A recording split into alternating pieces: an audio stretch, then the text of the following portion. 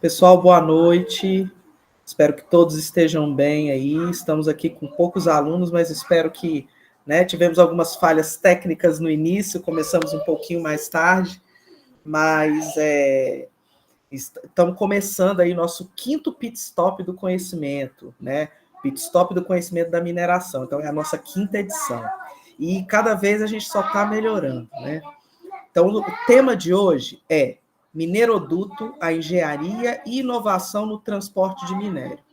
A gente tem um palestrante aqui que ele é matemático de formação, ele tem muito tempo aí de experiência nessa área. Hoje eu vou fazer diferente, hoje eu vou deixar para ele, né, falar quanto tempo ele tem, o que ele já faz, onde ele trabalha, o mini currículo dele, que não é um mini currículo, tá? Ele vai fazer um resumo aí para nós, né? E ele é pai, né, de um aluno do curso de mineração, né? O Felipe Augusto. Então, assim, a gente fica muito feliz, né, da gente poder, né, estar com uma pessoa, né, do seu gabarito, viu, seu Roberto? E vamos lá. Então, hoje ele é especialista em geotecnia, tá? E eu vou passar a palavra a ele, ok? Nos apresente aí, por gentileza, seu Roberto. Muito obrigado, Ana Paula. Uma boa noite para você, uma boa noite a todos os participantes. Tem hora que eu fico meio tenso com a palavra especialista, acho que ela é muito pesada, como diz o Oriano Suassuna, né? Somos todos especialistas, mas aí uns mais, outros menos, em cada um na sua área, mas a sua área é importante, realmente tem um peso. E você aguenta esse peso, com certeza. Eu me orgulho muito de ter ganhado a minha vida como técnico em mineração, que eu fui fazer curso superior, eu já estava com idade avançada, já tinha passado dos 50, né? Quando eu fiz o curso superior. Falta de oportunidade, as lutas de família, ajuda aqui, ajuda ali e tal. Então, assim, eu acabei retardando muito. Mas, graças a Deus, consegui fazer. E depois eu fiz a pós-graduação na área de geotecnia. Na minha vida profissional, eu trabalhei na Samitra, em Rio Piracicaba, Minas Gerais. É uma empresa de mineração de ferro, que hoje é Vale. Trabalhei lá por 8 anos, na década de 70. E depois, com a implantação do projeto aqui de fosfato, era a Valep na ocasião, eu vim para cá e eu sou de uma época bem diferente da moçada hoje. Eu sou de uma época mais que a gente era mais ficar na empresa era um valor. Hoje, muitas vezes, mudar de empresa se tornou um valor. E as duas visões são interessantes. Eu acho que realmente hoje nós estamos vendo um mundo que as coisas acontecem muito rapidamente, com muita volatilidade, e às vezes ficar muito parado em algum lugar pode ser que não crie um desenvolvimento, né? Se a pessoa fica numa empresa, ela tem que buscar se desenvolver, porque senão ela vai fechando os horizontes, né? Então, assim, eu trabalhei na área de mineração, praticamente trabalhei em quase todas as atividades, desde a mina, perfuração, desmonte, explosivo, transporte, lavra, beneficiamento de minério. Vim aprimorar mais no beneficiamento aqui em Araxá, que é uma usina mais complexa, né? A usina de Itapira, uma usina mais complexa, com mais etapas de beneficiamento, né? E, finalmente, trabalhei também na área de barragens, na área de mineroduto. Foi uma área que eu me dediquei um bom tempo, né? Que é o que nós vamos falar hoje. Puxa lá. Nessa palestra, a gente buscou fazer uma introdução talvez mais simples um pouco do mineroduto, porque a gente não tem muita noção do público que vai participar. Mas, assim, acho que dá para ter uma visão bem razoável. Então, mineroduto, a engenharia e inovação no transporte de minério. O mineroduto é um meio de transporte que usa como fluido de transporte a água, normalmente a água. Pode usar outros produtos, sim, dependendo da aplicação. Por exemplo, que fala mineroduto, mas, na verdade, quando você transporta bagaço de cana, outros objetos, outros materiais, nem sempre pode se considerar mineroduto. Mineroduto é muito específico para minério, né? Então, assim, normalmente o fluido de transporte é a água. Ele deu um probleminha técnico aqui.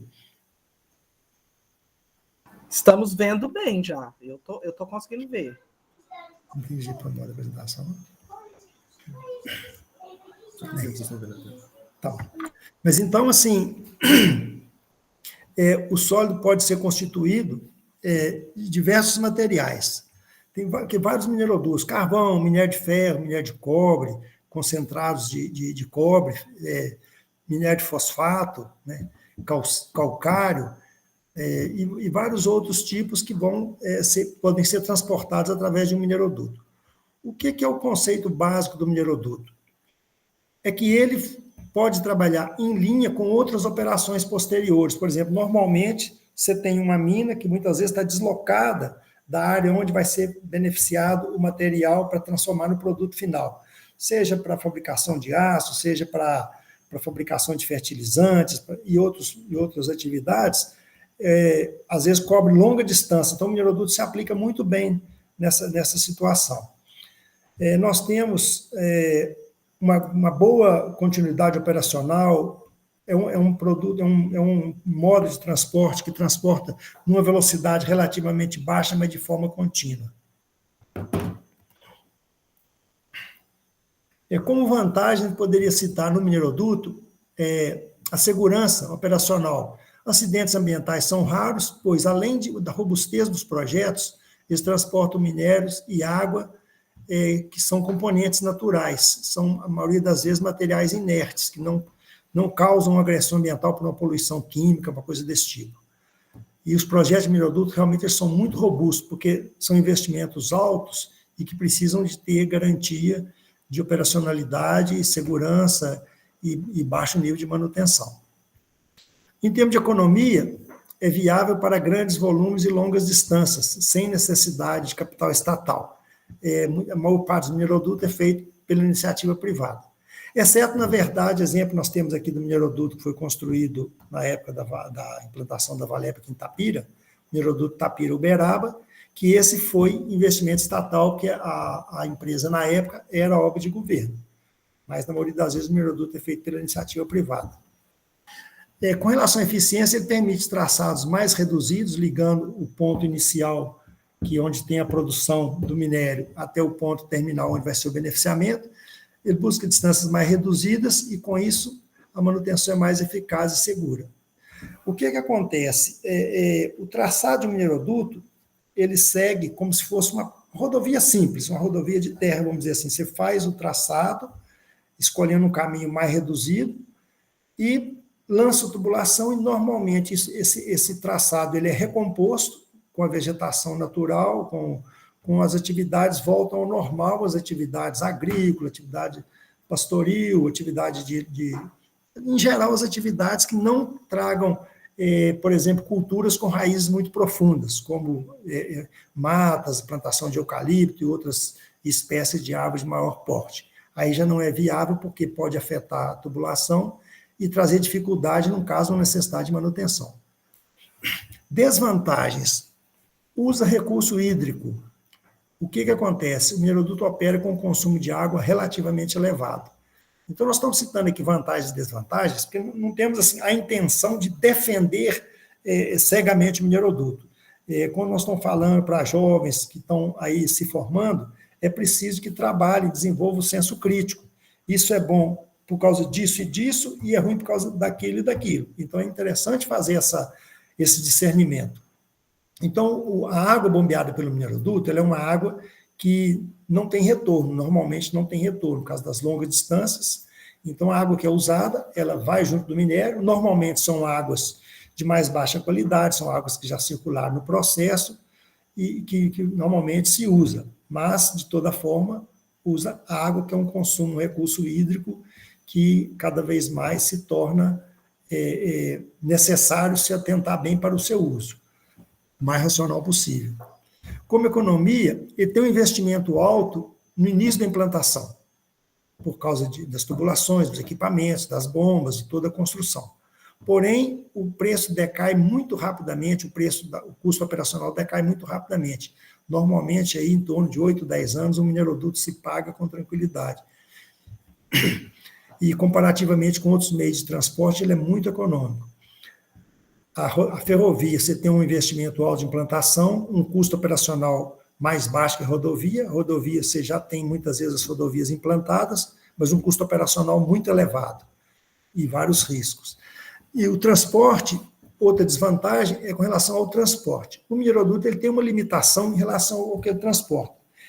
Cada projeto mineroduto é muito específico. Ele é projetado para um tipo de minério, numa determinada condição de granulometria, de características, de teor e tudo mais. Ele permite algumas variações, mas é bastante limitado. É muito personalizado, os projetos de mineroduto são muito personalizados. E outra coisa também é a questão da origem e destino. Ele parte de um ponto específico, de uma mina localizada num determinado ponto geográfico, e vai para uma planta de beneficiamento, uma planta química, uma planta de transformação, uma maciaria, o que for. Então, assim, esses dois pontos, eles são imutáveis. Pode, às vezes, até você ter uma outra opção de um ramal, por exemplo, para alimentar uma outra planta, pode ocorrer, mas é muito raro. Normalmente, ele tem origem e destino bem determinados. Nós temos aqui os componentes básicos de um mineroduto, né? A partir de uma planta de beneficiamento, onde o minério é muitas vezes concentrado, hoje a maioria das plantas que usam mineroduto são minérios concentrados, seja minério de ferro a partir do itabirito, que é um minério de baixo teor, e por processo de beneficiamento, flotação, moagem, flotação, deslamagem, etc., ele é obtido um concentrado, e esse concentrado é transportado pelo mineroduto para facilidade e racionalidade do processo. Então, se é um produto para exportação, e ele pode ser beneficiado mais próximo do porto, então o transporte pelo mineroduto viabiliza muito em termos de custos para poder atingir os objetivos da empresa.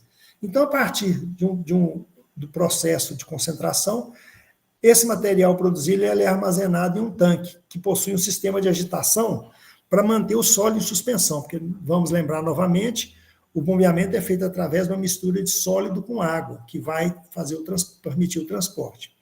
Esse tanque possui uma agitação, normalmente são tanques com volumes grandes, tanques aí da ordem de 1.000, 2.000 metros cúbicos de capacidade de armazenamento, muitas vezes mais tanques para poder dar flexibilidade operacional, permitir blendagem do material, permitir um estoque regulador da operação do mineroduto, né? Que é uma coisa interessante, o mineroduto, hora que ele começa a operar, o ideal é que ele opere de forma estável e contínua. Ele não é muito susceptível a ficar parando e voltando a operação. Então, tem que ser uma operação estável e contínua. Por isso é importante o tanque pulmão de armazenamento para dar essa condição de estabilidade. Porque muitas vezes uma planta de beneficiamento, ela pode ter lá os seus desvios, suas paradas, e etc., e isso aí não pode se afetar a operacionalidade do mineroduto. Não que ele não possa parar e retornar, mas não é desejável que isso ocorra com frequência. É interessante que ele opere de uma forma estável e contínua. A partir do tanque, a gente tem um sistema de bombeamento, normalmente bombas centrífugas. Essas bombas têm a finalidade de alimentar com uma determinada pressão as bombas principais do mineroduto. O que ocorre? As bombas principais, normalmente, para grandes distâncias, são bombas de pistão diafragma, são bombas de deslocamento positivo, como são conhecidas, bombas de grande potência, deslocamento positivo. As bombas que alimentam essas são bombas centrífugas. A bomba centrífuga tem uma diferença, ela desenvolve pressão necessária, numa vazão necessária para operar dentro do que está dimensionado, porém, a bomba centrífuga, ela tem um limite de pressão que, a partir de atingir esse limite, é como se ela deslizasse o rotor, mantendo aquela pressão, mas sem incrementar pressões maiores. Precisa dessas bombas na alimentação das bombas principais, por quê? Imagina, nós começamos um bombeamento com um tanque aí de 10, 15 metros de altura. Então, você tem uma determinada pressão para alimentar as bombas principais. À medida que o tanque vai se esvaziando e vai abaixando o nível, essa pressão vai caindo e altera a capacidade de alimentação das bombas. Então, a bomba centrífuga é para manter essa capacidade dentro de um range pré-estabelecido, de acordo com o projeto do mineroduto, ok? Hoje, gente, eu queria falar também, se alguém quiser interromper, fazer alguma pergunta, fique à vontade, viu? Uma vez alimentadas as bombas principais, elas são, eu disse, de deslocamento positivo. Então, elas põem pressão e vazão estáveis na linha. A vazão é constante, dependendo da velocidade que ela foi ajustada, e a pressão varia de acordo com a demanda do transporte, né? O mineroduto determina a pressão que ele vai operar ao longo dele. Exemplo, se nós estamos começando um bombeamento, a gente primeiro deve pressurizar o mineroduto com água, uma vez ele cheio, pressurizado, para evitar descontinuidade na coluna hidráulica, entra-se em operação com o minério, passa a alimentar o tanque, direto nas bombas. À medida que a polpa vai entrando na tubulação, ela vai empurrando a água que está na frente, e a polpa vai entrando na tubulação, a pressão vai oscilando, porque como ela tem uma densidade superior à densidade da água, à medida que ela vai percorrendo o perfil topográfico do terreno, vai alterando, a pressão vai oscilando, conforme ela modula o perfil topográfico do terreno. Muitas vezes temos estações, muitas vezes não, normalmente se tem estação de monitoramento de pressão, que é um dos principais controles do mineroduto, é pressão e vazão. Você tem que saber o que está indo e a que pressão está indo. Aí, a partir desse ponto, entra na tubulação principal e percorre a distância determinada. Tem mineroduto aí inclusive hoje está se chamando muito de rejeitoduto, que são bombeamentos menores de rejeito, que é mais próximo das plantas de beneficiamento, aí da ordem aí de 5, 6, 10 até 20 quilômetros, nessa ordem de grandeza. E os minerodutos normalmente também ficam nessa faixa aí de 10, 15, 100, 200, até o maior do Brasil, que é o maior do mundo, né? Que é o mineroduto da Anglo-América, que tem 528 quilômetros de extensão. Então, assim, essa variável aí implica no bombeamento em termos de pressão. Muitas vezes são necessárias, às vezes, estações intermediárias de bombeamento, porque só uma estação de bomba não consegue desenvolver a pressão necessária para possibilitar o transporte. E temos também alguma estação de válvula, às vezes se aplica, não é para todo o mineroduto, aqui está um gráfico mais geral, né? O que é uma estação de válvula? Quando você tem uma tubulação com um perfil em trechos muito descendentes, que pode gerar acréscimo de velocidade, tendência a gerar acréscimo de velocidade no fluxo por gravidade, pela ação da gravidade, se usam válvulas como mecanismo de frenagem para manter o fluxo constante na tubulação, que é uma das variáveis importantes, como eu falei, o controle da vazão. Ela tem que ser estável ao longo de toda a tubulação. Pode, às vezes, ocorrer necessidade de algum trecho ela ser incrementada a mais, onde você tem uma redução de diâmetro na tubulação, coisa desse tipo? Pode, mas na maioria das vezes é um diâmetro estável, um diâmetro constante, e a estação de válvula funciona como um freio. Então, você restringe a passagem plena da tubulação, fazendo ela desviar por um disco, por uma seção menor, onde gera uma contrapressão que acaba criando uma frenagem no fluxo para eles manter a estabilidade da velocidade. E, finalmente, a estação de válvula pode ocorrer uma, duas, aí depende do projeto, depende da localização. O perfil topográfico é que vai determinar essa necessidade. E, finalmente, nós temos a estação terminal, onde temos também, algumas vezes, estações de válvula para controle e direcionamento do fluxo aí para um tanque de recebimento, já que vai alimentar a outra fase do projeto, que é o beneficiamento, a transformação em pelota para a produção de aço, produção de fertilizantes, a produção do alumínio para mineroduto de bauxita, e aí vão ter a estação terminal que vai alimentar essa nova etapa. Ô, Roberto, Sim? Deixa eu te falar uma coisa. Você falou que assim, os meninos poderiam ir perguntando, eu não Sim. sei. O Catulino até já levantou a mão aqui, né? Que Pode falar. Aqui a gente tem várias pessoas da área, sabe? Eu não Aham. sei se o Gabriel e o Ralph trabalham na área, mas a Dione, ela já é professora do Instituto Federal, o seu filho, né? Também já trabalha, o Catulino. Mas assim, você prefere você falar, depois a gente tem esse período de debate? Não, pode perguntar. Como é que então, Catulino, pode ir, se você quiser falar alguma coisa. Roberto, né? Sim. Roberto, só uma pergunta aqui. Você falou aí a questão do bombeamento, né? Por ser uma distância longa, né? Daqui até Uberaba, esse que você trabalha, que é aí de Itapira, né? Uma dúvida aí. quando você está em operação, bombeando polpa de minério, e de repente o processo é interrompido por algum motivo, ou uma falha no equipamento, ou um pico de energia, né, que acaba que corta de repente o bombeamento, e aí dependendo do período que fica parado, ou esse retorno, qual que é um procedimento assim que tem que ser feito para evitar a obstrução da linha, para voltar à operação normal? É uma boa pergunta. Catulino, uma boa pergunta, não tinha gravado seu nome.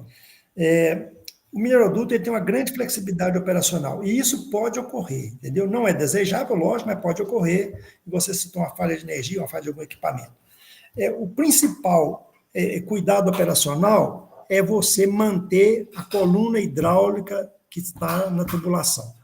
É a continuidade hidráulica da estação de bombas até o terminal. Então, o que se faz normalmente nessas condições? Se fecha a válvula do terminal, se para o bombeamento, fecha a válvula do terminal e mantém o tubo cheio e pressurizado. O retorno da operação é normal, dentro, logicamente, dos cuidados. Você está com o tubo cheio de polpa, as pressões reinantes vão ser um pouco maiores, mas o retorno é normal. Você tem uma curva de início, que você começa a bombear, então normalmente os sólidos se sedimentam no fundo da tubulação quando você tem uma parada. Ele não fica em suspensão, ele está em suspensão quando ele está em movimento. Um dos itens importantes do projeto de mineroduto é que a seção, em todo o ponto da tubulação, a seção circular do tubo permaneça com um espaço preenchido por água e outra parte pelo minério. Se houver algum ponto, isso poderia ocorrer muito em pontos baixos da linha, que se tiver alguma falha do projeto, se houver algum ponto onde o sólido acumula, não deixando uma seção de passagem da água, isso pode ocorrer, o que a gente chama de formação de plug e entupimento da linha. Mas, normalmente, os projetos cuidam para que as rampas de descida de serra e mudança de direção tenham uma inclinação onde a sedimentação do minério no fundo da tubulação preferencialmente ao deslocamento dela no sentido do fluxo, por gravidade. Então, o sólido sedimenta, mas não escorre pela parede da tubulação. Então, esse aí tem uma inclinação que muitas vezes fica em torno aí dos 15 graus de rampa, para poder evitar justamente essa descida do sólido, né, que é uma maneira que parou, o sólido poderia descer e acumular nos pontos baixos, né? Pequenos acúmulos não traz problema, mas se tiver um grande acúmulo, vai trazer uma obstrução. Então, a retomada da operação é bem tranquila. E muitas vezes você tem casos de paradas até longas, onde você consegue retomar, né? Retomar o fluxo. Quando você volta a bombear, está parado, sedimentado no fundo, a água se desloca, você está bombeando, a água começa a se deslocar e vai passando naquele espaço que sobrou entre o material e a parede superior do tubo. Chega num certo ponto que o movimento vai ficando intenso e o sólido se levanta, e nessa hora o fluxo desloca por inteiro, ok? Espero ter respondido a sua pergunta. Não, tranquilo. Beleza, valeu, obrigado pela resposta. E, Roberto, aproveitando aí, o Ralf também levantou a mão. Pode ser. Ralf, se você quiser falar. Você já viu, Roberto, que seu assunto é interessantíssimo, né? Pode falar, Ralf. Vai faltar a resposta aí, porque os meninos vão perguntar. Isso é bom. Não, só me apresentar aí, né? Eu trabalho na área da Mosaico lá em Itapira, eu trabalho pela MCA e já trabalhei também na época da Fosfert, eu trabalhei no desentupimento do mineroduto. Não sei se o senhor estava lá na época. Em 2007, 2008, se eu salvo me engano, aconteceu o entupimento da linha lá em Uberaba e eu trabalhei nessa empreita aí. Foi um serviço bem grande na época. Mas só para apresentar mesmo. Eu não entendi a pergunta. Ralf, é bom apresentar, porque a gente acaba não sabendo qual que é a área, né? Isso mesmo. Então, legal. Hoje eu trabalho na área da mina lá. O Ralf trouxe uma questão aí que realmente pode ocorrer. Nós já tivemos obstruções, no caso aqui, Itapira, no caso da Samarco, já tivemos obstruções, e é um trabalho muito, muito sofrido, a desobstrução. Mas, na realidade, ocorre com muito pouca frequência. Se operar certinho, dentro dos parâmetros, tudo certinho, é muito raro o entupimento, porque os projetos são muito robustos. ok? Falando então da reologia, a reologia refere-se ao comportamento hidráulico da polpa. Então, quando nós falamos de polpa de minério, o que significa? Eu tenho um minério que foi produzido, um concentrado. Esse concentrado, se ele já tiver uma granulometria adequada para ser bombeado, ele já pode se direcionar para o tanque de preparação do mineroduto. Se ele não tiver uma granulometria adequada, é necessário fazer uma etapa de remoagem para que ele fique na granulometria mais compatível com o processo. O que acontece? Se eu tenho um mineroduto de curta distância, é admissível materiais ligeiramente mais grosseiros. Se é um mineroduto de longa distância, já é necessário que os materiais sejam mais finamente moídos, porque ao longo do traçado pode ocorrer segregação de partículas mais grossas e começar a formar leitos no fundo da tubulação que não são desejáveis. E a reologia, então, ela está relacionada ao escoamento e deformação da matéria. A reologia ela é geral. No caso de polpas, os fluidos podem ser newtonianos ou não newtonianos, dependendo da viscosidade e resistência ao cisalhamento. As polpas de minério, a reologia é determinada pela densidade de polpa, que a gente, à medida que você mistura sólido na água, você vai alterando a densidade da polpa, porque a densidade da água é uma, a densidade do sólido vai variar de acordo com o tipo de minério, pode ser 3, 2, 4,5, tipo de minério de ferro, né? 3,2 tipo de minério de fosfato, bauxita em torno de 2,83. Então, assim, isso aí, à medida que você vai aumentando a concentração de sólidos, vai mudando a densidade da polpa. Então, a densidade da polpa influencia na reologia, a distribuição granulométrica dos sólidos influencia muito, a tipologia mineral também influencia, e a concentração dos sólidos, que normalmente é dada em percentual de peso. E outras variáveis mais. Isso aí resulta em maior ou menor dificuldade de bombeamento. Se eu tenho um material com viscosidade elevada, a gente chama yield stress, que é uma resistência ao cisalhamento elevada, gera polpas com maior dificuldade de bombeamento, que é o caso de materiais com viscosidade mais elevada. Então, vai exigir pressões bem maiores para bombear. Se eu tenho uma reologia mais baixa, como se a polpa aproximasse um pouco mais do fluido newtoniano, né, das características da água, o bombeamento tem menor dificuldade. Outra coisa também, mas já está falado aqui na granulometria, materiais muito finos, eles são fáceis de manter em suspensão, mas aumentam em muito a viscosidade da polpa, por causa da quantidade de água em relação à superfície específica do solo. Acaba tendo menos água para envolver as partículas de sólido que estão em suspensão. Os fluidos newtonianos apresentam, já falei, similar comportamento da água, e os de Birk precisam de um esforço mínimo para escoar. É de suma importância o estudo da reologia para a assertividade do projeto. Então, uma das primeiras coisas, quando você vai estabelecer um projeto de mineroduto, uma das coisas essenciais, é justamente os estudos laboratoriais da reologia do minério. Vários testes são feitos, uma varredura para achar o range ideal de transporte, para definir a operacionalidade daquele sistema. Eu estou fazendo assim, não sei se está saindo. A câmera.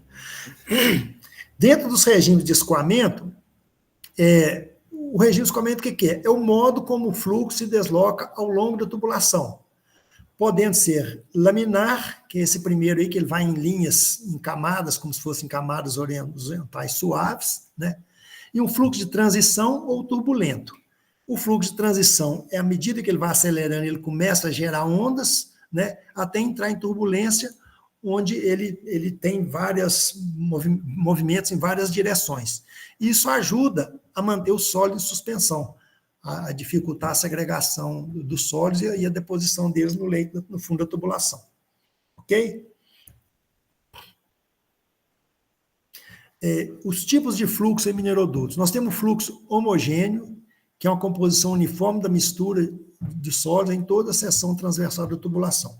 Como eu falei, vocês aí da área da mineração vão saber, quando você faz uma moagem de um produto, de um minério, ele não fica numa dimensão só os grãos, ele fica numa distribuição granulométrica, variando de um máximo, que a gente chama do top size, né? é o máximo, o grão de maior tamanho presente naquela polpa, e os finos, que são os de menor tamanho presentes na polpa. E aí tem uma distribuição, isso normalmente tem uma distribuição de tamanho percentual entre cada faixa granulométrica.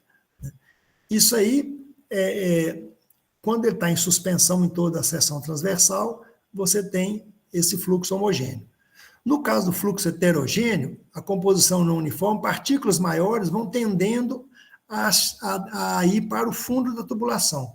Elas vão sendo, ao longo do traçado, ao longo do trecho, ao longo do bombeamento, elas vão se arranjando, porque a gravidade, as forças naturais não param de atuar, né? A gravidade está presente milésimo, trilionésimo de segundo, a todo momento ela está atuando. Então, as partículas maiores e mais densas vão tendendo a se organizar aí para o fundo da tubulação.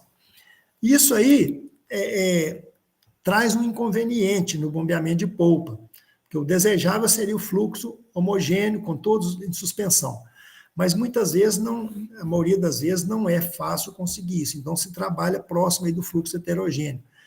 A composição não é muito uniforme, as partículas maiores tendendo aí para o fundo, mas, de uma forma geral, pelo projeto, elas conseguem percorrer toda a extensão do tubo sem causar maiores transtornos, se mantendo ainda em suspensão.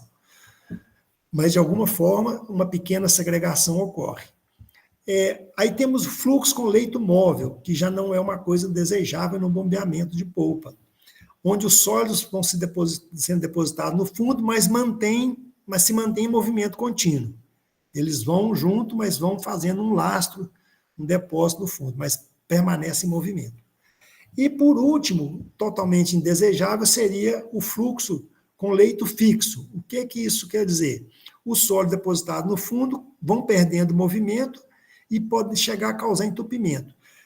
Aquela camada, aquele leito que vai formando no fundo, ele acaba restringindo a seção da tubulação, com isso aumentando a necessidade de incremento de pressão no bombeamento e podendo levar ao risco de entupimento da tubulação. Então, assim, esses são os movimentos básicos do sólido, do fluido, ao longo do bombeamento, ok? Só uma pergunta aqui, como que você faz para ter esse controle desse fluxo? Boa pergunta. O que acontece? Como eu disse lá no início, duas variáveis a gente controla muito importante no mineroduto. A pressão de bombeamento, que as bombas têm um limite de capacidade, a tubulação tem um limite de resistência muito acima do mínimo do necessário para sustentar a operação, mas esse fluxo de vazão ele é definido no projeto. Quando se faz o estudo da granulometria que vai ser bombeada, da rheologia e tudo mais, se determina a velocidade crítica de sedimentação, que é a velocidade de transporte abaixo da qual as partículas começam a sedimentar. Então, a velocidade de transporte ela tem que garantir que o movimento da partícula seja no sentido do deslocamento e não no sentido da sedimentação. Então, isso é determinado para cada tipo de minério, para cada rheologia que apresenta aquele tipo de minério em função da granulometria e dos demais itens que eu falei, é definida a velocidade crítica de sedimentação, que é chamada. Então, essa velocidade crítica, a vazão não pode ficar abaixo dela, porque aí entope mesmo. Até falando, foi o próximo slide. A velocidade limite é a velocidade mínima para manter o fluxo homogêneo e turbulento. E deve ser suficientemente alta para manter o solo em suspensão, mas não tão alta para reduzir o atrito, porque o atrito ele causa muita perda de carga e gera uma necessidade de incremento na pressão de bombeamento, elevando o consumo de energia, né? Elevando principalmente o consumo de energia e o desgaste da tubulação. O que acontece? Porque o atrito, na forma de cálculo de bombeamento, o atrito varia a perda de carga varia com o quadrado da velocidade, justamente por causa do atrito. Então, ela é uma variável que ela é exponencial. E uma pequena alteração na velocidade leva a uma grande elevação na pressão de bombeamento. Principalmente quando se trata de tubulações de grandes distâncias. Por quê? A perda de carga ela está associada à velocidade e a distância que a gente está bombeando. Então, minerodutos longos, você tem que trabalhar com o mínimo de velocidade acima da velocidade crítica. Seria a operação ideal, ok? Normalmente, você tem um range de velocidade onde se opera, onde se pode operar o mineroduto. Bom, aqui nós trouxemos alguns perfis hidráulicos de alguns minerodutos. Como a gente está fazendo uma palestra genérica, a gente não tem assim a liberdade, vamos supor, a ética de estar falando de empresa, particularizando uma empresa ou outra, né? Então, nós temos aqui alguns perfis, um desse aí de cima é de um rejeitoduto, né? E podemos ver aí, esse traço, não sei se está dando para ver aí pela legenda, esse traçado aqui, debaixo da primeira foto. Deixa eu aumentar isso aqui.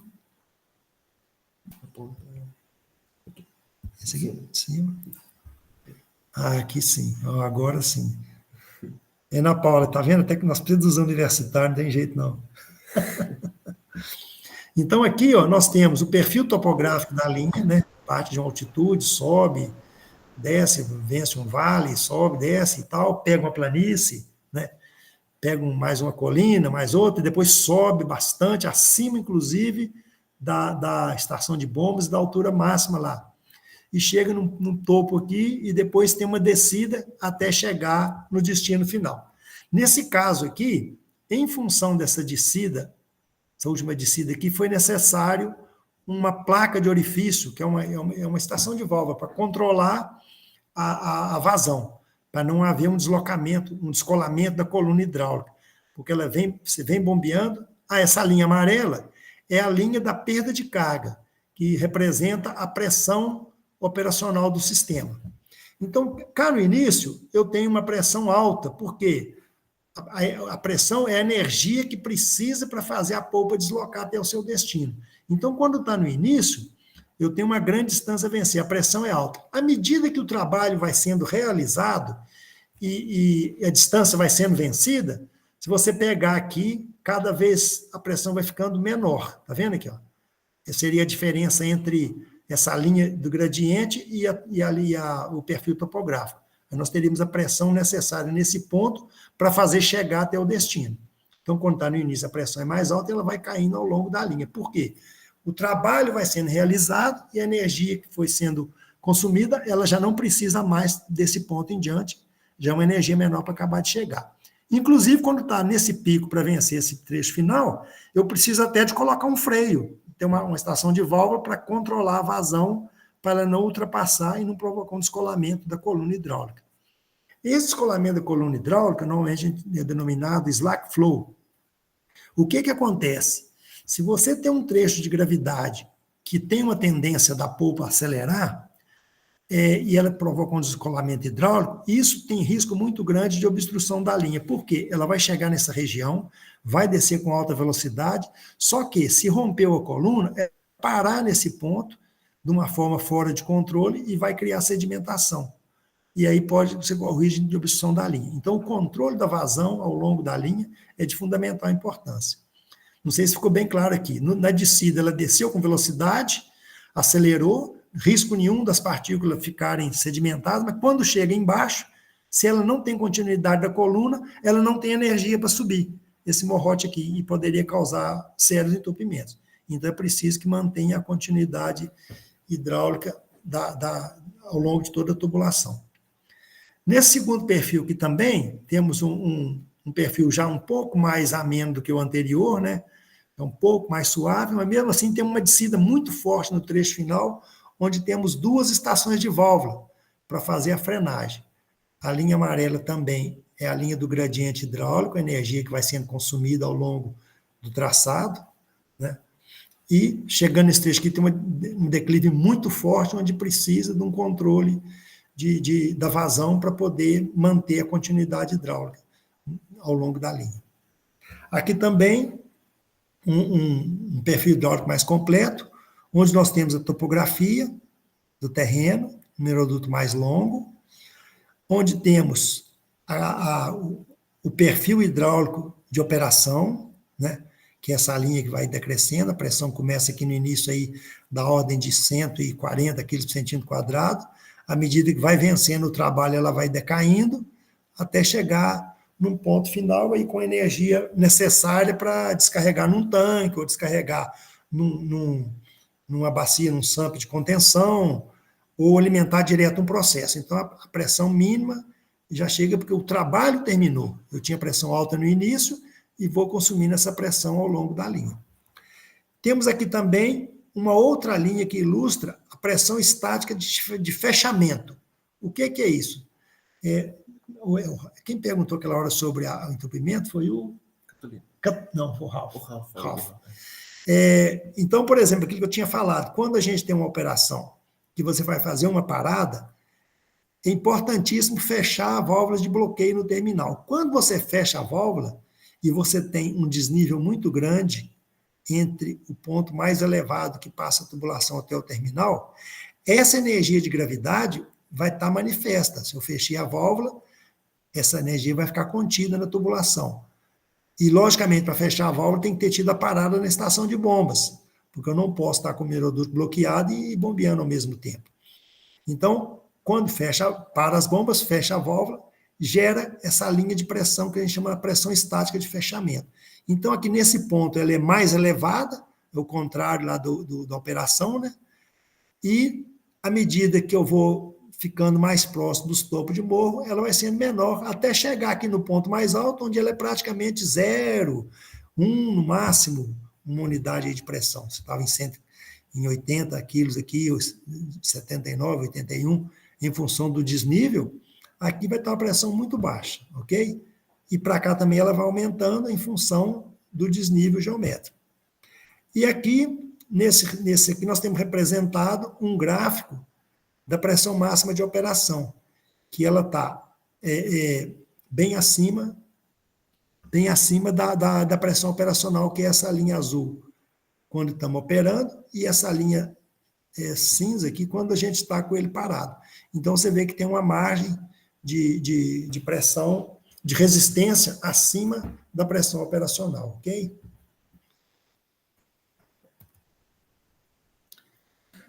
Roberto. Sim?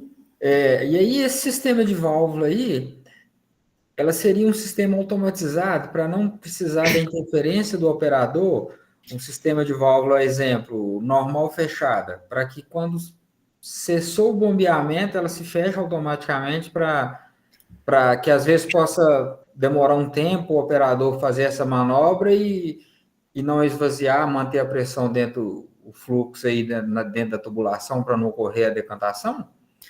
Normalmente, os minerodutos, eles é uma coisa importante assim no sentido, eles são operações muito simples, porque eles trabalham, operação é uma operação de alto risco, uma operação muito tensa, mas é simples a operação. E normalmente os prazos para execução das operações, eles são bem razoáveis. O que acontece? Grande parte dos minerodutos funcionam com o controle do operador. Você tem um operador na estação de bombas, que é o comandante em chefe do mineroduto. Então, ele é o que determina todas as ações que vão ser tomadas. Normalmente, principalmente hoje em dia, com as tecnologias que tem, é bastante fácil você ter um sistema bem automatizado. Mas ainda a grande maioria deles é o operador que, através de um alarme, vamos imaginar, teve um desarme de energia. Então, soa um alarme, ele vai atuar para controlar a estação de bomba e fechar a válvula no terminal, por exemplo, ou numa estação de válvula, se for o caso. Porque tem minerodutos que você tem estação de válvula que tem que ser fechada no meio da descida, porque a coluna total gera pressões muito elevadas. Exemplo, você tem um mineroduto aí que está numa serra alta, lá 1.000 e tantos metros de altitude, e em um trecho muito curto ele chega ao nível do mar, né? Então, são pressões muito elevadas. Mas, continuando a sua pergunta, então é o seguinte, normalmente o operador da estação de bombas é que toma a iniciativa de fechar as válvulas, e elas são, a maioria das vezes, comando remoto. Pode ocorrer, às vezes, falhas podem ocorrer no sistema de comando remoto, ele tem que solicitar ao operador do terminal para fechar a válvula. Esse pessoal tem que trabalhar, assim, bastante atento. Eu falo que é igual o goleiro no futebol. O time é bom, o goleiro está lá cochilando, encostado na trave, de repente vem uma bola lá no cantinho, ele tem que voar para poder jogar para escanteio.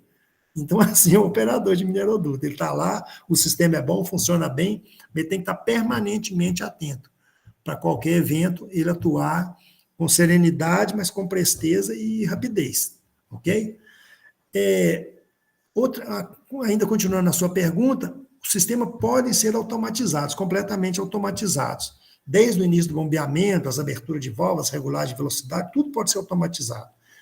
E, inclusive, os fechamentos de válvula, ok? Você pode ter sistemas que vão sinalizar e fazer o comando. Mas, ainda assim, a maioria é operada pelo operador da sala de controle, da estação de bombas. Ok?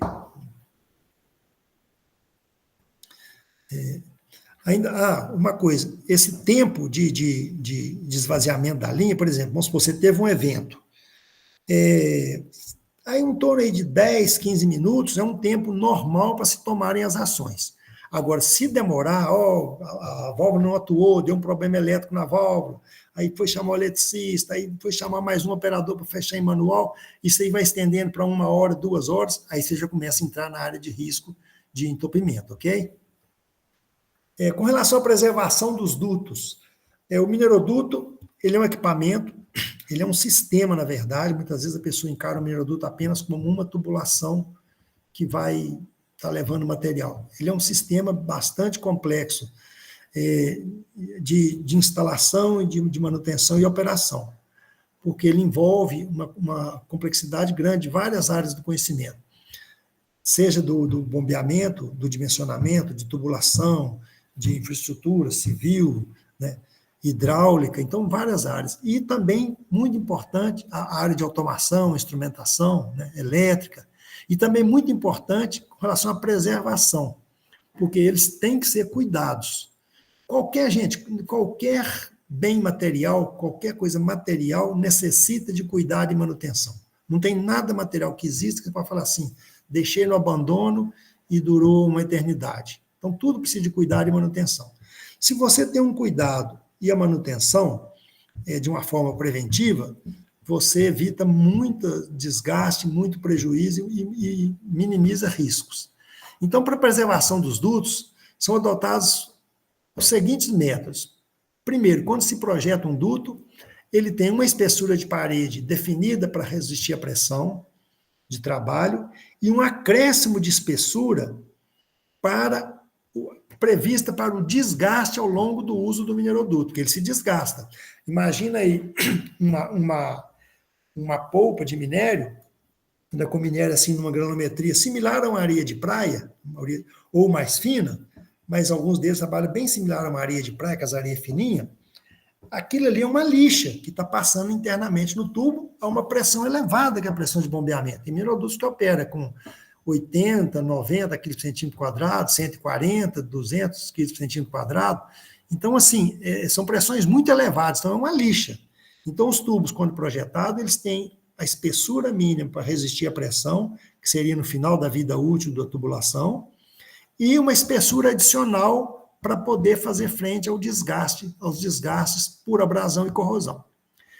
Além disso, ele tem um revestimento externo para proteger contra a corrosão externa, que na maioria das vezes ela ocorre por formação de como similar a uma pilha galvânica, onde nós temos vários solos com diferentes resistividades e a energia através do tubo circula de um polo para outro nesse solo, como se fosse uma pilha. Então isso aí provoca desgaste na tubulação por corrosão eletrolítica. Então ele tem esse revestimento que é para proteger mecanicamente o tubo contra danos e proteger eletricamente contra a corrosão. Alguns dutos possuem revestimento interno, muito raro, muito poucos. A maioria deles são dutos de curta distância e principalmente rejeitodutos, que trabalham com materiais de granulometria mais grosseira e que os revestimentos se tornam interessantes. Mas assim, a maioria dos minerodutos não é revestida. E o revestimento ele traz também um risco, porque com o passar do tempo, o desgaste chegando ao final de vida útil, você teria necessidade de intervenção, muitas vezes para substituição de algum trecho do revestimento, ou mesmo você poder ter algum descolamento desse revestimento e provocar uma obstrução da linha. Então, é mais seguro o mineroduto sem o revestimento interno. A proteção catódica, além do revestimento, ele tem a proteção catódica. O que se constitui a proteção catódica? É uma injeção de corrente contínua na tubulação que faz a proteção externa do tubo, a proteção catódica. O que ela faz? Você tem um revestimento que dá uma cobertura aí de 98% do isolamento do tubo para ele não sofrer corrosão elétrica. Porém, eletrolítica. Porém, sobra esses 2%, que pode ser uma pequena falha no revestimento, uma trinca, um pequeno arranhão lá na época de montagem ou alguma intervenção. Então, ou mesmo alguma falha no próprio revestimento, na fabricação que pode ocorrer. Então, esses 2% aproximadamente de proteção que falta, ele é compensado pela proteção catódica. O que a proteção catódica faz? É um retificador, uma injeção de corrente, que faz a injeção converte a corrente alternada em corrente contínua, e você liga um dos polos na tubulação do mineroduto e o outro polo na terra. Esse polo que é ligado na terra, ele é formado por alguns anodos de sacrifício, que são materiais que vão sofrer corrosão em benefício do mineroduto. Então, o que acontece? Em vez da corrente ser uma corrente entre solos de diferente resistividade, ser uma corrente de fuga de um ponto do tubo e deposição de elétron na outra parte do tubo, se ficasse no solo natural, a corrente que você imprime no tubo, ela acaba gerando um potencial acima do potencial solo-solo. E isso cria uma proteção. Por quê? Passa-se a fazer a corrosão dos anodos de sacrifício e depositar elétrons na superfície do tubo que está protegido. Você criou um potencial elétrico que ele fica assegurado a circulação de corrente em favor do mineroduto, ok? Com relação ao revestimento interno, eu falei que normalmente não é comum se usar, né? O revestimento interno. A gente deixou aqui em cima também. E com relação ao controle da corrosão interna, como a maioria deles não tem revestimento, é necessário um controle da corrosão interna. Por quê? Dependendo da polpa que você bombeia, ela pode ser mais ou menos agressiva do ponto de vista de corrosão. A maior parte das corrosões associadas aos tubos de aço estão associadas à oxidação, né? A corrosão por oxidação, por aeração diferencial. E dessa forma, se usam muitas vezes inibidores de corrosão, regulagem do pH, para poder ficar um pH mais estável, menos corrosivo, menos ácido, né? Um pH mais básico, e entre outras providências que podem ser tomadas para poder minimizar a corrosão interna da tubulação.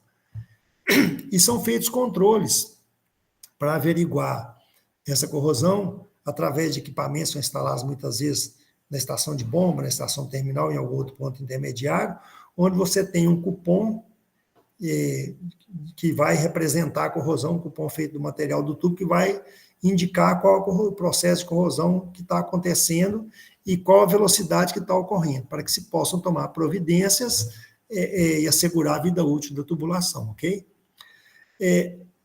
Inspeções e manutenção da faixa de servidão são de extrema importância. O que é a faixa de servidão?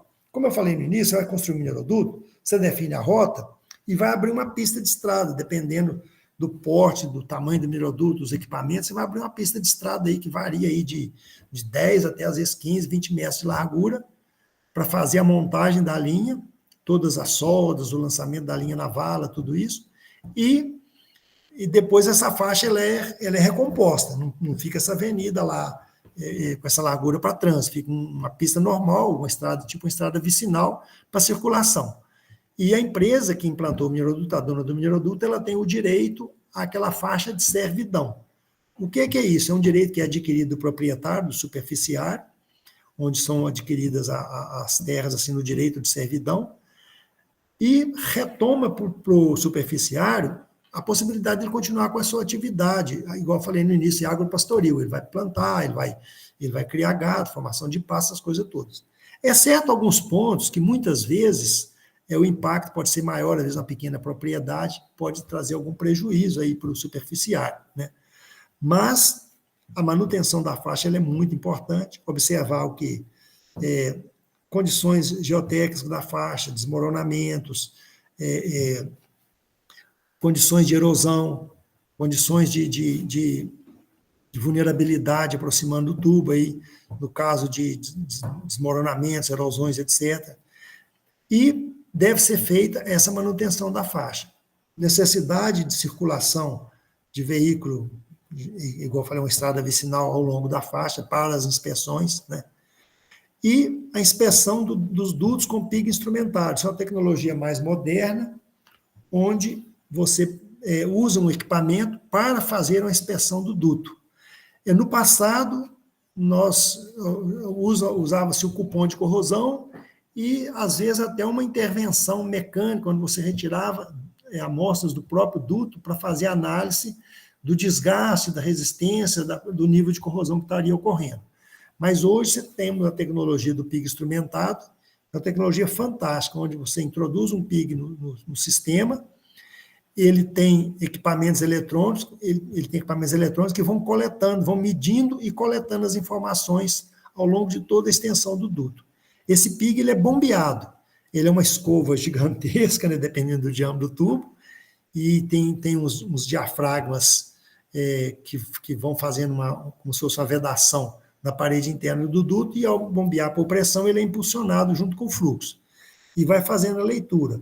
Ele faz um mapeamento, rastreamento de todos os defeitos possíveis, de corrosão, de trincas, faz o mapeamento georreferenciado do duto, fantástico. Inclusive, nós deixamos aqui no finalzinho um vídeo, que é o vídeo que está no YouTube, né, de domínio público. A gente tomou liberdade de colocar aqui também para vocês poderem ter uma ideia de como funciona o PIG instrumentado. Aí só acordar com você, Ana Paula, como essa reunião depois vai ser colocada no YouTube, na página do Nirachá, aí eu não sei, por questões de copyright, essas coisas, sim, poderia estar passando esse vídeo na gravação. Entendo. Mas ele é de domínio público, filho? Ele é de domínio público, ele está no YouTube, mas eu não sei assim... Então, eu não tenho certeza se ele é de domínio público, porque ele está na página da Anglo-América no YouTube. Tá, ele está na página da empresa. Entendi. Ué, isso aí a gente pode checar, né? Tem que checar, porque no caso eu vou disponibilizar uma pessoa do Nirachá, que é responsável para essa, né? Ele pega as gravações e disponibiliza lá, eu posso falar com ele. Porque ele deve ter uma forma de tirar essa gravação. Tirar o vídeo, exatamente, isso. Né? E deixa, aí quem quiser acessar e ver, tem muito mais informações lá. Né? Sim. Peraí, filho, está faltando ainda, fica no último, eu pulei agora. Mais um para frente lá, peraí. Desculpa aí, gente. Tem os gráficos. Aí, ó. Nós estávamos pulando uma parte aqui. Então, assim, trazendo aqui, nós temos... mas esse aqui não trouxe de Itapira, não, aqui, ó, faltou ele.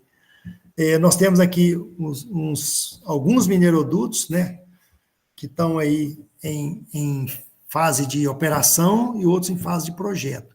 Então, nós temos aqui o mineroduto da Anglo-América, que vai aqui de Conceição do Mato Dentro até São João da Barra, seguindo esse trajeto aqui, que é o maior mineroduto do mundo, 528 quilômetros.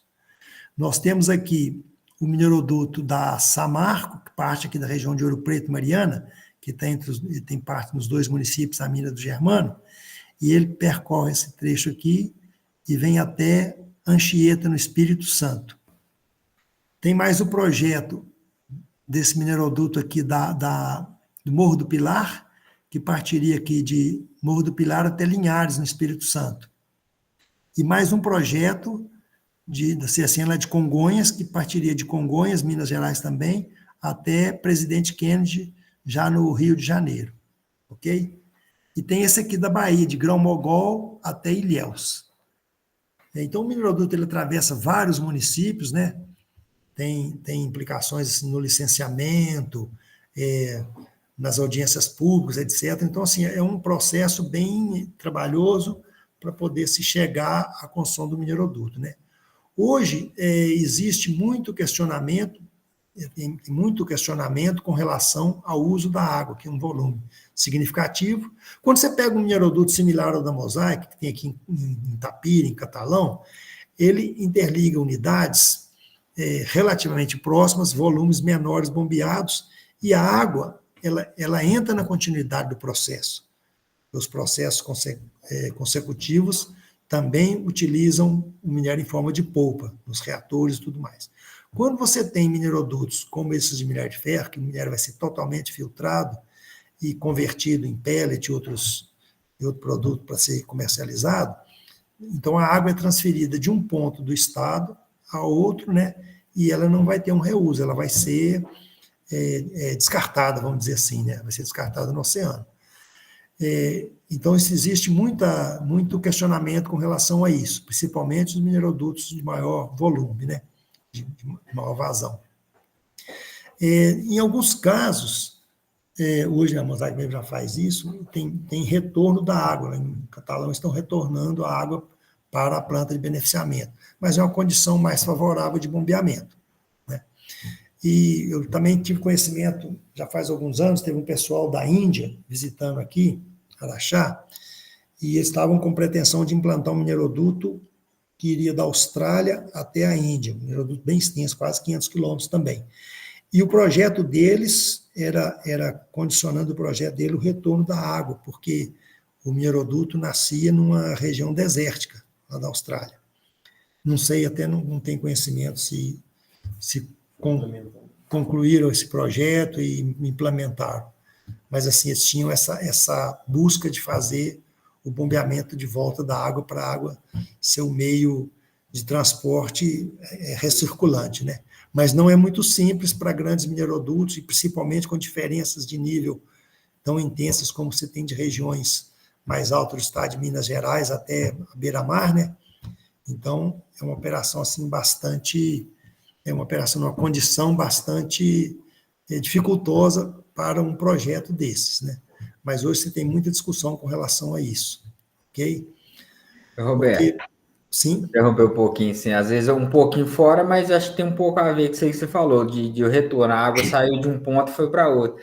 É igual se a gente vê esse projeto aqui da Mosaic, né, que traz o minério por linha férrea, transporte rodoviário, traz aqui de Serra do Salitre para Araxá. O rejeito fica aqui, né? Então, assim, vem um volume muito grande. Esse dia eu estava pensando nisso, vai ser engraçado, né? Você acaba causando um desequilíbrio, né? Você traz um volume muito grande, digamos que aproveita ali uns 30%, o restante fica aqui. Você está transferindo, né, de um ponto para outro, né? E é um caso a se pensar, realmente, né? Como deve ser feito esse equilíbrio. Exatamente. Então, sempre que se tem os licenciamentos, as discussões para implantação do projeto, eu estou falando isso com vocês, é importante olhar com um olhar mais abrangente. O mineroduto, como nós falamos no início, ele é um sistema de transporte seguro operacionalmente, econômico, muito confiável. Agora, as implicações econômicas, quando a gente fala econômico, a gente muitas vezes está olhando do ponto de vista do investidor. É um negócio que dá bom retorno. Agora, aquele olhar do ponto de vista socioambiental, ele tem que ser contemplado no projeto, né? Seja em função da água, seja em função dos impactos que possa ter. É o de mais baixo impacto ambiental no sentido do traçado, né? Que você, praticamente, onde passa o mineroduto, salvo algumas exceções que você tem algum corte no terreno, algum ajuste no terreno, você quase não percebe onde ele está, a menos da sinalização que tem lá para você saber que ele está ali.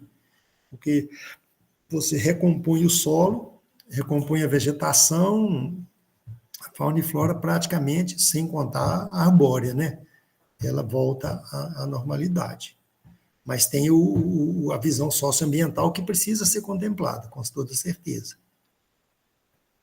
Vamos lá no vídeo. Vou não passar o vídeo, então, que fala do pico instrumentado. Aí, se alguém quiser fazer alguma pergunta, deixar o vídeo por último, ou quiser fazer mais alguma pergunta, estou à disposição.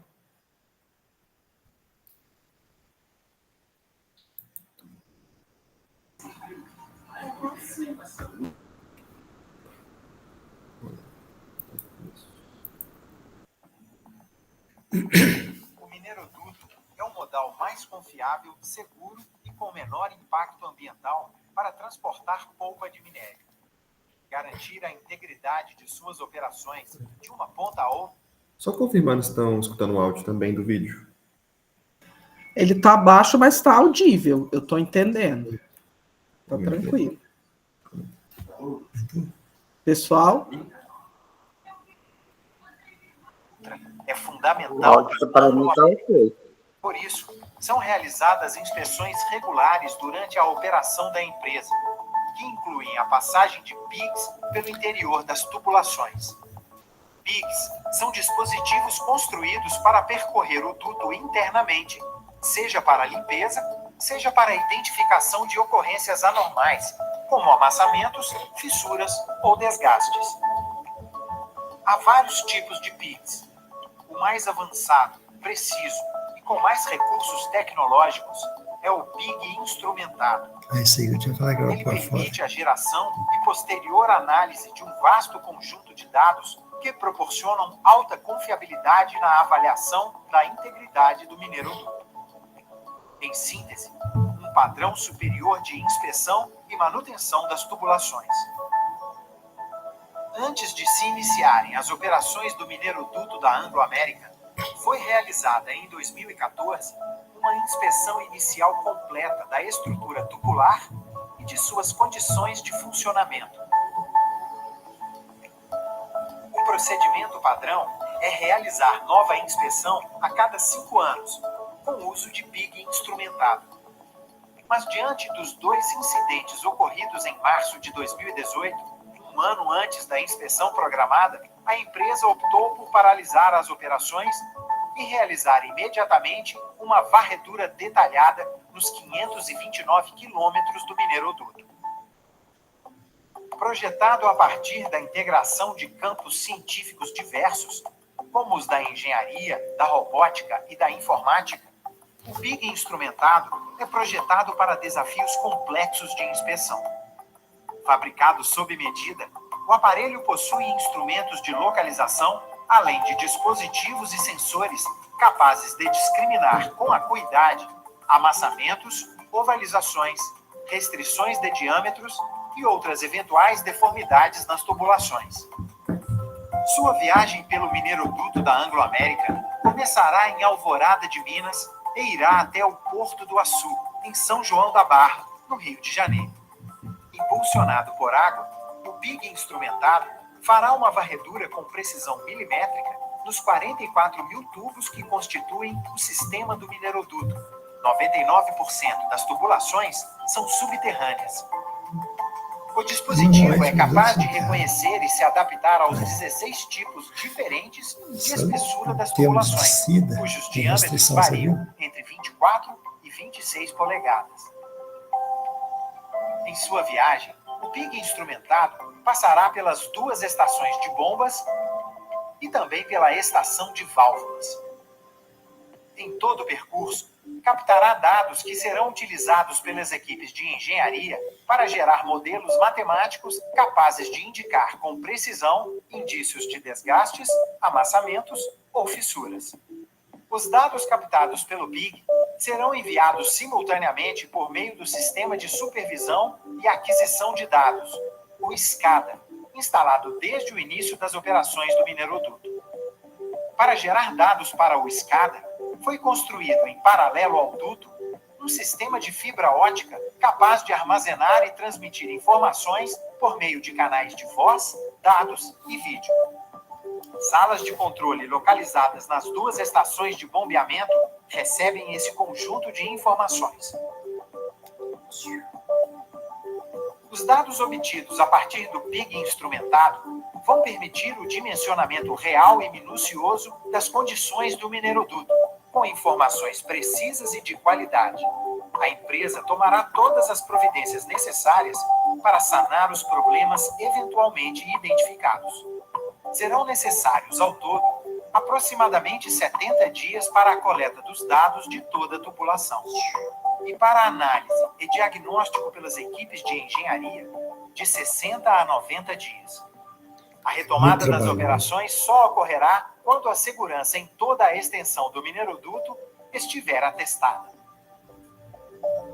A Anglo-América permanece em constante diálogo com a sociedade, com respeito e transparência.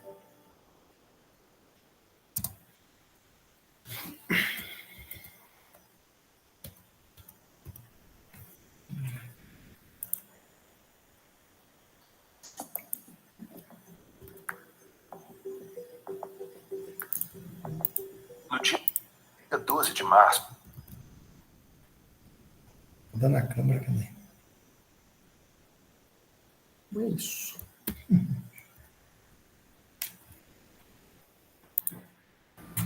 Meninos, e aí? Ó, o Ralph já quer falar. A Dione, Roberto, eu tô encantado. É um assunto que realmente, assim, não é todo mundo que domina, mesmo você estando na área de mineração, né? Vocês sabem que eu sou, no caso da geologia, né? Então, assim, estou coordenadora da mineração, adoro essa posição, gosto muito. Eu coordeno o curso de geografia também, mas realmente eu gosto da mineração, né? E assim, os meninos, vocês, os alunos, eles sempre trazem novidades, né? E eu gosto dessa pegada, assim, desses eventos, mesmo que aqui a gente está mais restrito, mas isso vai ser divulgado no YouTube, né? Que isso aí é o projeto de extensão, né? Do Felipe e o Catulino, né? Daqui uns dias vai ter uma palestra também com a Renata, né, Catulino? Então, assim, sempre trazendo essas coisas e sempre aprendo, sempre aprendo. Então, Roberto, olha, eu estou assim, muito feliz, assim, tudo que o Felipe, porque o Felipe é de poucas palavras, mas tudo que ele falou, assim, realmente, e quando eu comecei a divulgar, todo mundo, assim, que é das empresas, né, te conhece. Nossa, não, né? Vou divulgar, mas aí realmente assim a gente sabe, né? Via Meet é uma coisa mais restrita, mas vou fazer questão que seja divulgado sim no canal do YouTube. Acredito que não vai ter nenhum problema com relação ao vídeo. Mas assim, vou deixar os meninos falarem um pouco, depois eu me despeço de você, mas estou assim muito feliz mesmo. Um assunto assim super importante, super interessante. Você trouxe coisa aí, eu fiquei vendo coisa assim com relação a fluxo, lembrei de quando eu fiz algumas disciplinas disciplina de sedimentologia, né? E aí é interessante que tem a ver, né? É isso, tudo a ver. Tem tudo a ver. Então, assim, é bem interessante. Mas vamos lá, vamos ver. Vamos deixar, né, Ralph, as damas primeiro, a Dione. Dione, você pode falar alguma coisa, acrescentar ou perguntar.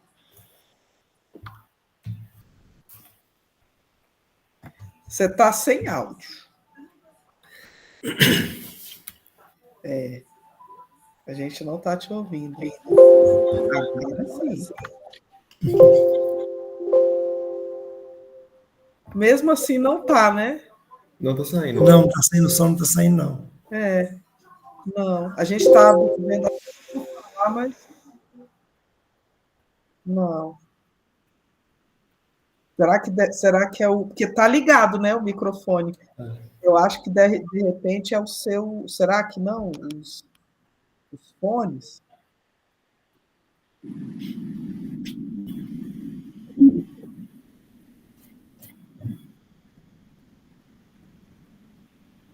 Não.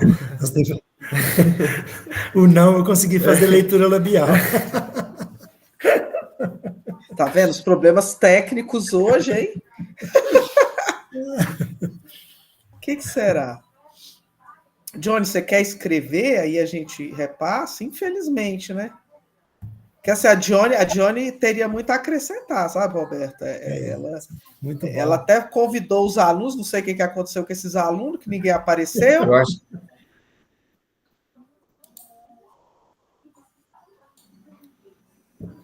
Eu acho que é porque ela está muito longe, né? Será? E é verdade, né? Agora que ela tá bem longe, Catulina, agora que eu me toquei da piadinha, que ela realmente está muito longe, né, gente? Ela está lá no Mato Grosso. Tá bem longe.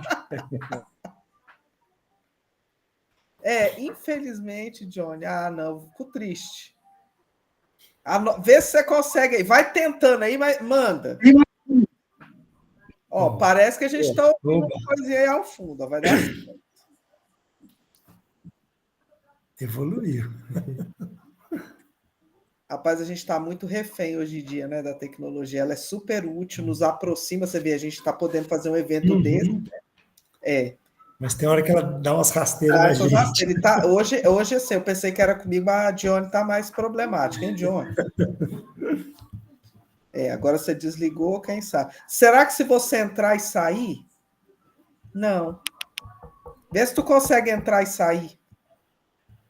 Quem sabe?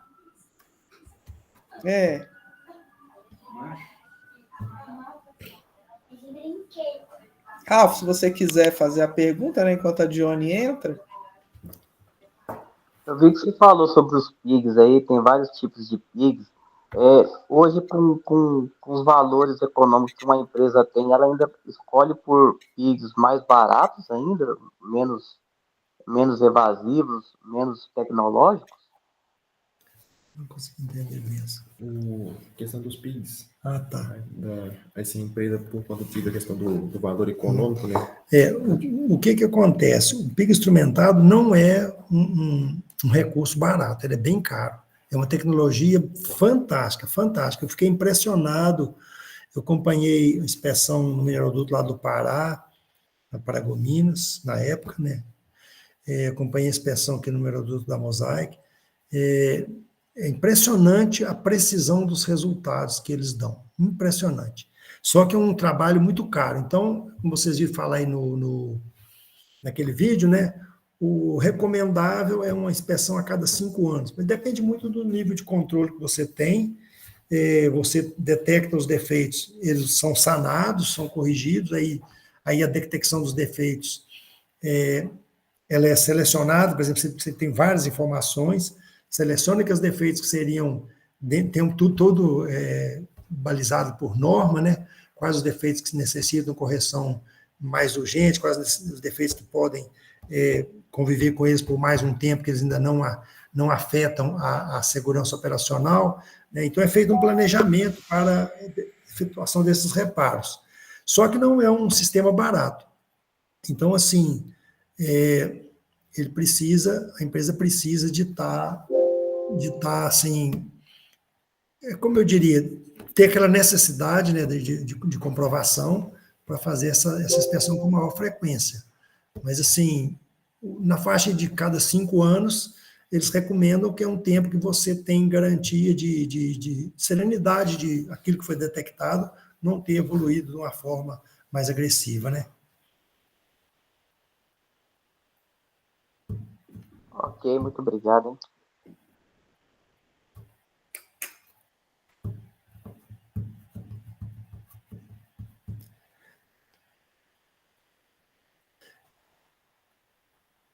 E normalmente, enquanto a gente espera, tem medidas mitigadoras também que, por exemplo, você pode fazer, dependendo do tipo de problema, você pode fazer, ao invés, às vezes, de investir numa nova inspeção no curto prazo, você fazer melhorias no seu sistema de proteção catódica, verificando o revestimento, verificando uma manutenção indo mais além naqueles defeitos menores que foram mapeados, mas que não estão na necessidade de serem atacados naquele período, você já poder também antecipar, de forma que você posterga, de alguma maneira, a nova inspeção dentro de um controle seguro, ok? Ok.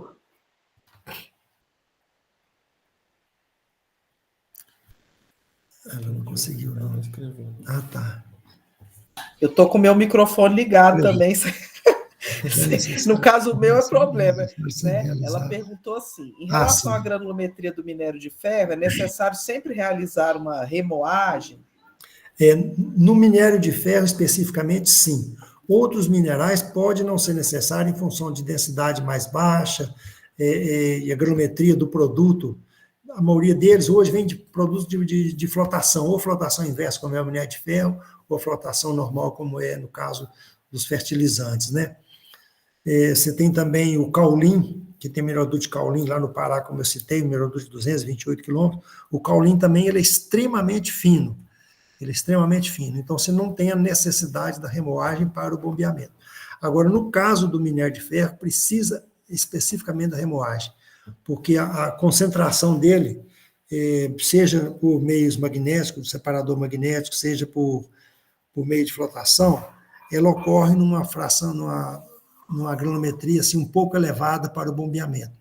E principalmente se tratando das grandes distâncias, né, as partículas teriam um tempo tranquilo para ir se acomodando, aquelas mais pesadas e descendo, né, andou mais 10 quilômetros, desce mais um pouquinho, daqui a pouco andou 100 quilômetros, andou 200 quilômetros, então assim, o risco operacional ficaria muito elevado. Então eles são finamente moídos. Isso também acabou juntando o útil ao agradável. O minério moído nessa granulometria, ele possibilita a formação a fabricação da pelota, né?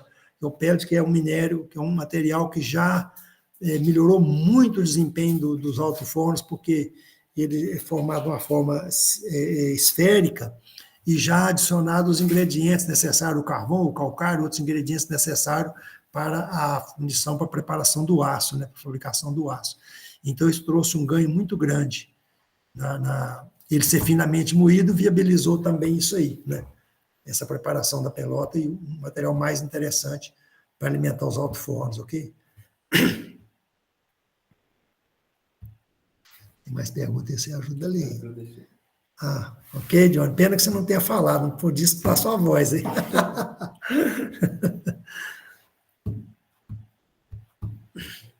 Você está com o microfone... Estou eu falando de novo, né?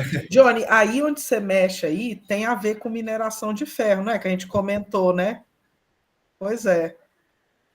É uma pena. Depois vocês trocam figurinhas aí, você passa o seu contato, Roberto, para os alunos, assim, né? Pede para o Felipe passar seu e-mail, né? Positivo. Se tiver um outro contato, que aí o pessoal, né? Se você permitir, o pessoal pode entrar em contato, né? Tranquilamente, com prazer. E falando com a Johnny, por exemplo, só dando um exemplo, a maioria das vezes, nas minas de ferro, né, você produz o concentrado, que é o ferro que vai ser bombeado pelo produto, e tem que ser remoído por causa da granulometria. Os rejeitos que estão na mesma granulometria da produção, eles muitas vezes não precisam ser remoídos. Primeiro, são materiais menos densos, a maior parte é sílica, e estão bombeados a distâncias bem menores. Então, é um bombeamento muito mais tranquilo. Ele não precisa, o rejeito não precisa ser remoído, né? Espero que tenha esclarecido melhor aí. O Ralph falou para você entrar pelo celular. Não sei se você está tendo acesso aí, Johnny. Ó, a Johnny, ela mora em Mato Grosso, né? Mato Grosso do Sul, né, Johnny? Mas ela é de João Monlevade, aqui, do Rio Piracicaba. Então, na realidade, ela é mineira, né? Pois é, eu trabalhei lá em João Monlevade, na mina do Andrade, lá na Serra do Andrade. A gente alimentava o minério para a Belga Mineira. Trabalhei lá um bom tempo. Esses mineiros andam, hein? No... Ela falou que estagiou nesse local, em Andrade. Aí, pois é. Mas com certeza não foi quando eu trabalhei lá.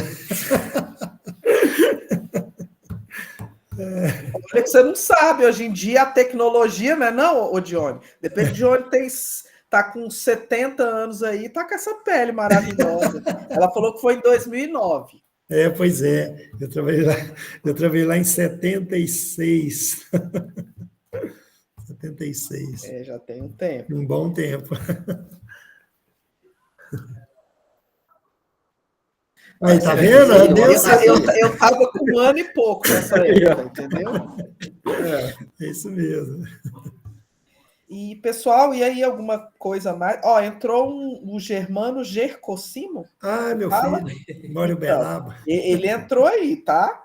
Tá te prestigiando aí. Não sei se ele vai falar alguma coisa. O Gabriel. Gabriel, tem alguma coisa? Queira perguntar alguma coisa? Assim, até que eu trabalho numa mineradora, eu trabalho na Anglo, na mina Cuiabá. Lá a gente trabalha com, mas é ouro, né? O minério acaba que a Anglo ela não tem muito necessidade ao minério, tanto que ela fez uma parceria com a Vale, acho que nem todo mundo sabe, mas na mina que Conceição do Mato Dentro, que é para cada um trabalhar com a sua área. No caso, a Vale, ela trabalha com a parte de minério, né? E a Ângulo, ela mais com a parte do ouro mesmo.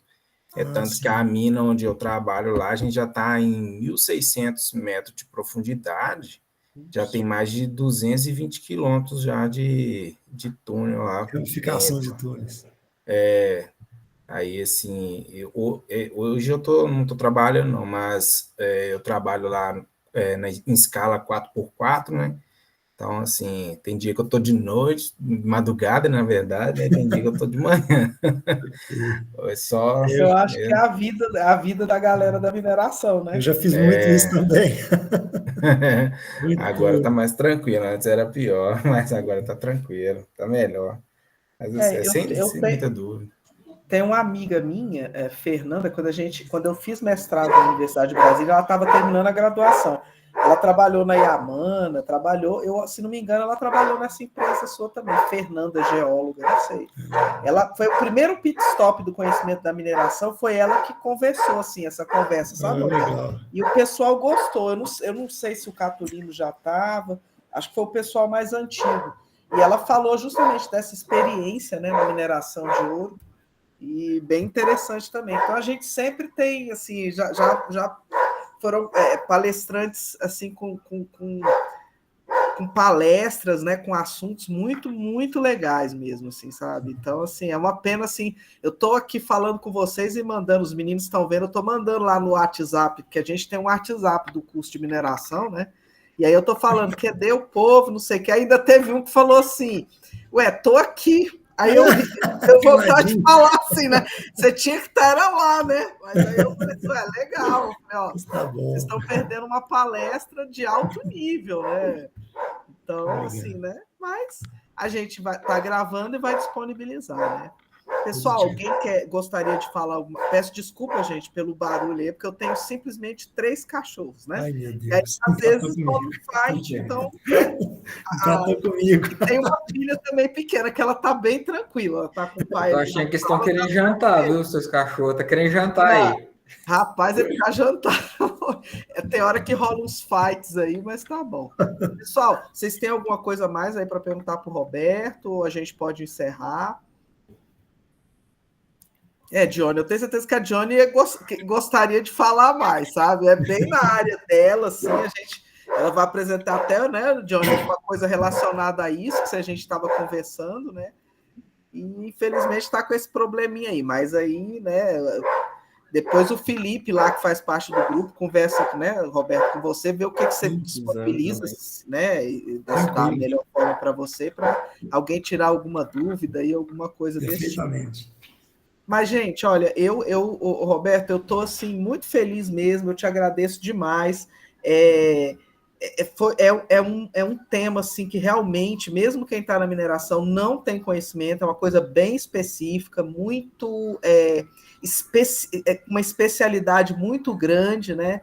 E muito interessante. Então, assim, você trouxe dados para a gente, obviamente, né? Não, né, da empresa e tudo, mas, assim, coisas gerais, eu tenho certeza que quem né, teve o privilégio de estar com você agora nesse momento, ficou bem encantado, muito feliz, né, por esse conhecimento que a gente, né, que você dividiu aqui com a gente, e com certeza as pessoas que forem assistir também, né, no canal do YouTube do Uniaraxá, vão ficar bastante felizes também, né. Então eu só tenho a agradecer, principalmente ao seu filho, Felipe, viu, Felipe? Muito obrigado mesmo pela ideia. Então, assim, o projeto de extensão que gera, inclusive, esses pit stops, né, vai gerar 2 palestras, né, a sua, Roberto, e a do Catulino. Os dois estão fazendo a mesma disciplina, mas os meninos são tão bons que, né, tem tanta gente boa para falar e interessada nisso, né, então, assim, de trazer o conhecimento adquirido, então a gente fica muito feliz mesmo.